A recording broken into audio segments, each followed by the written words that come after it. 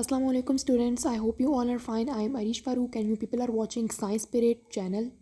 जी तो स्टूडेंट्स ए plus grade किस तरह से लिया जा सकता है। अगर आपका टारगेट ए प्लस ग्रेड है तो उसके लिए आपकी मार्क्स डिवीजन क्या होनी चाहिए, आपको किस तरह से प्लानिंग करनी चाहिए और कुछ टिप्स भी आपके साथ शेयर करेंगे। तो मेरे स्टार्ट करने से पहले वो स्टूडेंट्स जो मेरे चैनल पर न्यू हैं और जिन्होंने अभी तक मेरे चैनल को सब्सक्राइब नहीं किया, इसी तरह की इंफॉर्मेटिव वीडियोज़ के लिए मेरे चैनल को सब्सक्राइब कर दें और बेल आइकन को प्रेस कर दें। Thank you so much.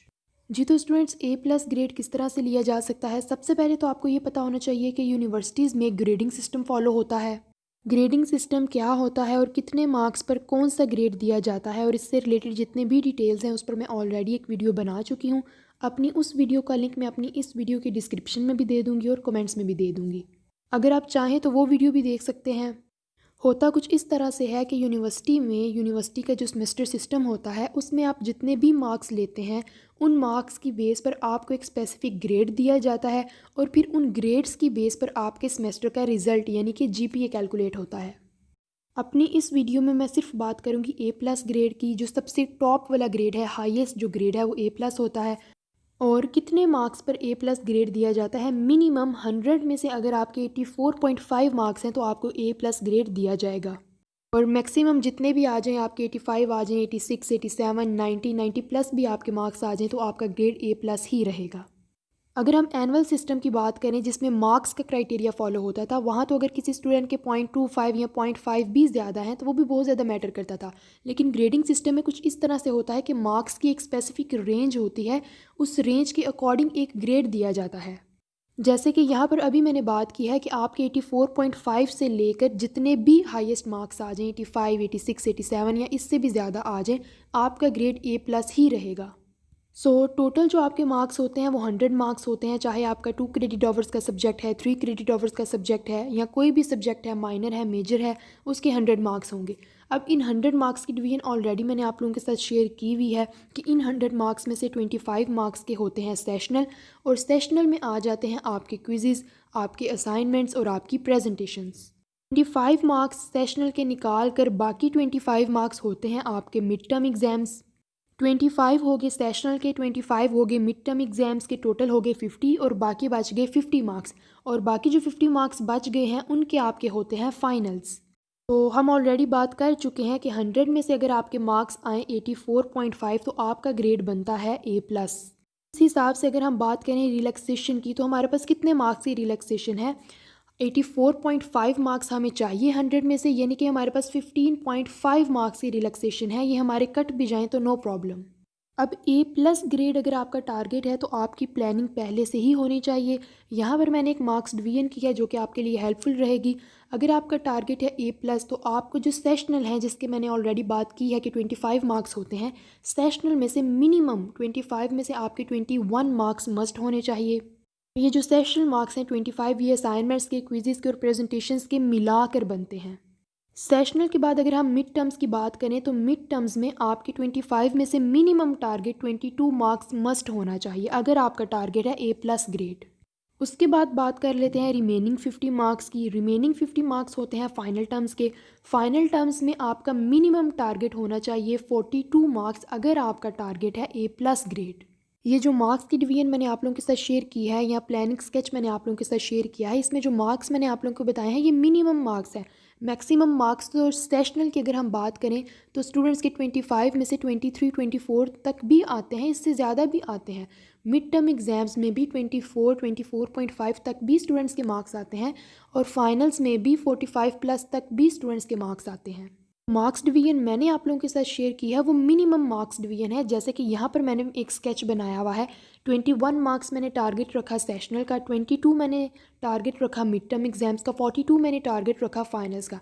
इन सब को अगर हम कैलकुलेट करें, टोटल करें तो ये बन जाते हैं 85 मार्क्स और ए प्लस ग्रेड बनता है 84.5 मार्क्स पर। यानी कि यहाँ पर जो मैंने आप लोगों के सामने स्कीम शेयर की है 85 मार्क्स बन जाते हैं, आपका ए प्लस ग्रेड बन जाता है। जिस स्टूडेंट का टारगेट ए प्लस ग्रेड होता है उसे स्टार्टिंग से ही एफर्ट करना पड़ती है, अपने सारे सेशनल, क्विज़ेस, असाइनमेंट्स, प्रेजेंटेशंस पर फोकस करना पड़ता है और इसके अलावा मिड टर्म्स पर फोकस करना पड़ता है, फाइनल टर्म्स पर फोकस करना पड़ता है। और हर स्टूडेंट ने अपनी मार्क्स डिवीजन जिस तरह से मैंने यहाँ पर आप लोगों के साथ शेयर किया है खुद बनानी है। सेशनल में अगर फॉर एग्जांपल आपके 22 23 तक आ जाते हैं, फिर इस हिसाब से आप मिड टर्म्स में बेशक थोड़ा सा कम टारगेट रख लें, फाइनल्स में थोड़ा सा कम टारगेट रख लें। सबसे ज़्यादा जो आपने एफर्ट करनी है वो सेशनल्स में और मिड टर्म्स में करनी है कि सेशनल और मिड टर्म्स में जितने मैक्सिमम आप मार्क्स ले सकते हैं आप ले लें, ताकि फाइनल्स में आपको ज़्यादा प्रॉब्लम ना हो, ज़्यादा इशू फेस ना करना पड़े। और टारगेट आपका हमेशा A+ ग्रेड ही होना चाहिए और आपको एफर्ट्स भी A+ ग्रेड जितनी ही करनी चाहिए। और बाकी ये कि सेशनल तो आपके पूरा सेमेस्टर चलते ही रहते हैं, बाकी मिड टर्म एग्ज़ाम्स जब हो जाएं और सेशनल भी कंप्लीट हो जाएं, फ़ाइनल से पहले आप लोग अपना जो है एवरेज निकालें कि आपके अभी तक कितने मार्क्स आ चुके हैं और मज़ीद आपको कितने मार्क्स चाहिए कि आपका A+ ग्रेड बन जाए। सेशनल के मार्क्स ऐड करके और मिड टर्म के मार्क्स ऐड करके रिमेनिंग A+ ग्रेड के लिए जितने मार्क्स चाहिए होंगे वो फिर आपके फ़ाइनल के टारगेट होना चाहिए कि फ़ाइनल्स में मैंने इतने मार्क्स मस्ट लेने हैं A+ ग्रेड के लिए। बाकी इसके अलावा ये कि कोई भी अगर सब्जेक्ट है उसमें आपका ग्रेड जो है वो आपके टीचर पर भी बहुत ज़्यादा डिपेंड कर रहा होता है। कुछ टीचर्स ऐसे होते हैं वो कम एफ़र्ट पर भी ज़्यादा मार्क्स दे देते हैं, कुछ ऐसे टीचर्स होते हैं जिनमें आपको बहुत ज़्यादा एफ़र्ट करना पड़ती है लेकिन उनके मार्क्स देने का जो क्राइटेरिया होता है वो बहुत ज़्यादा टफ़ होता है, वो बहुत ज़्यादा स्ट्रिक्ट मार्किंग करते हैं। तो आपने हर सब्जेक्ट को अपने टीचर के अकॉर्डिंग लेकर चलना है, अपने टीचर को सामने रख कर आपने उस सब्जेक्ट की जो प्लानिंग है वो करनी है। अगर कोई टीचर है वो लीनियंट मार्किंग करता है, अच्छे मार्क्स दे देता है, तो उसके लिए आप इतनी ज़्यादा एफ़र्ट ना भी करें, एक नॉर्मल एवरेज रेंज में भी एफ़र्ट करें तो इनफ होगी। लेकिन अगर कोई ऐसा टीचर है जो आपको नज़र आ रहा है कि उसके लिए आपको बहुत ज़्यादा एफ़र्ट करना पड़ेगी तब जाके आपका A+ ग्रेड आएगा, अपने उस सब्जेक्ट को आप ज़्यादा टाइम दें, उस पर ज़्यादा एफ़र्ट करें। और स्पेशली कुछ सीनियर टीचर्स होते हैं, सीनियर टीचर्स की डिमांड भी बहुत हाई होती है, सो उसके अकॉर्डिंग आपको एफ़र्ट बहुत ज़्यादा करनी पड़ती है। असाइनमेंट्स उस लेवल की बनाना पड़ती है, प्रेजेंटेशंस उस लेवल की देना पड़ती हैं, उस लेवल के पेपर्स अटैम्प्ट करना पड़ते हैं, तब कहीं जाके वो आपको मार्क्स देते हैं। और एक और टिप मैं आपको बता दूं कि ये जो स्टार्टिंग के सेमेस्टर्स होते हैं ना, फर्स्ट सेकंड थर्ड, यहाँ पर आपको सीनियर टीचर्स बहुत कम मिलते हैं, बहुत रेयर मिलते हैं। टीचर्स मोस्टली लीनियंट ही मिलते हैं। तो जो स्टार्टिंग के सेमेस्टर्स होते हैं उनमें मार्क्स लेना, ग्रेड्स लेना, GPA लेना इतना ज़्यादा डिफ़िकल्ट नहीं होता।